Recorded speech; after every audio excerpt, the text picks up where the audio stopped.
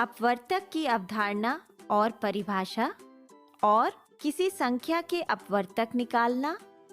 Teachers, यह video भी पिछले वीडियोस की ही अगली कड़ी है। इसमें हम अपवर्तक की अवधारणा और परिभाषा समझेंगे और किसी संख्या के अपवर्तक निकालने की विधि देखेंगे। अच्छा, देखते हैं रश्मि क्या कर रही है। रश्मि के पापा ने उसे 20 प्याज के पौधे दिए और कहा कि तुम इन पौधों को वर्गाकार क्यारी में लगा दो। रश्मि जब क्यारी में पहुंची तो उसे समझ ही नहीं आया कि वो किस तरह पौधे लगाए। जैसे वो 20 पौधों को एक पंक्ति में सीधे भी लगा सकती है, 20 गुणा 1, या 20 पंक्तियों में एक एक पौधा भी लगा सकती है। इन 20 पौधों को 2 पंक्तियों में भी लगाया जा सकता है, जिसमें हर पंक्ति में 10 पौधे होंगे, 10 गुणा 2, या फिर 10 पंक्तियों में जिसमें हर पंक्ति में 2 पौधे होंगे। तो बच्चों, रश्मि और किस किस तरह से पौधे लगा सकती है? रश्मि 4 पंक्तियों में भी तो पौधे लगा सकती है ना।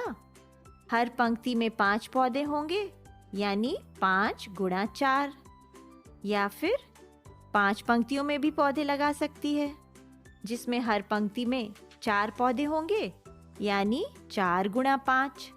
ठीक है ना।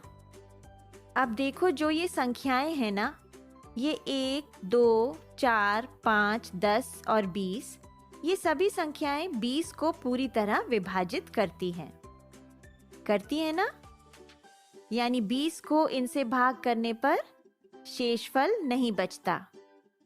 इसलिए हम कह सकते हैं कि 20 को पूरी तरह से 1, 2, 4, 5, 10 और 20 हिस्सों में बांटा जा सकता है। इसलिए 1, 2, 4, 5, 10 और 20 के गुणनखंड हुए। गुणनखंड यानी गुणज संख्या के खंड या हिस्से। गुणनखंड का एक और नाम है और वो है अपवर्तक। क्या है? अपवर्तक। अपवर्तक को इंग्लिश में कहते हैं फैक्टर। फैक्टर यानी गुणनखंड।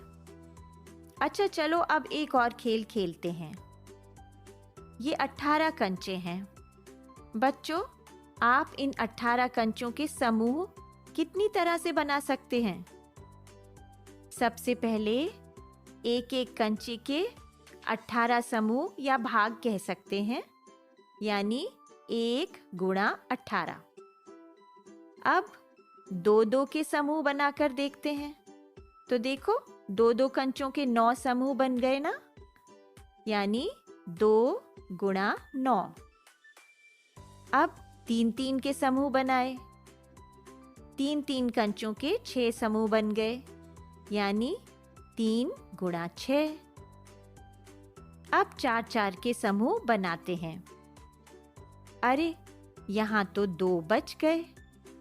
ये तो नहीं हो सकता। 5-5 के समूह बनाने पर भी 3 बच गए, यानी 18 4 और 5 से विभाजित नहीं होता। इसलिए हम उनके पूरे समूह नहीं बना सकते। तो चलिए अब 6-6 कंचों को एक साथ रख लेते हैं और इस तरह हमें 3 समूह मिलते हैं, यानी 6 गुणा 3। हम 7 और 8 के भी पूरे समूह नहीं बना सकते, क्योंकि इन दोनों संख्याओं से भी पूरा भाग नहीं किया जा सकता। तो चलिए अब 9 कंचों के समूह बना लेते हैं।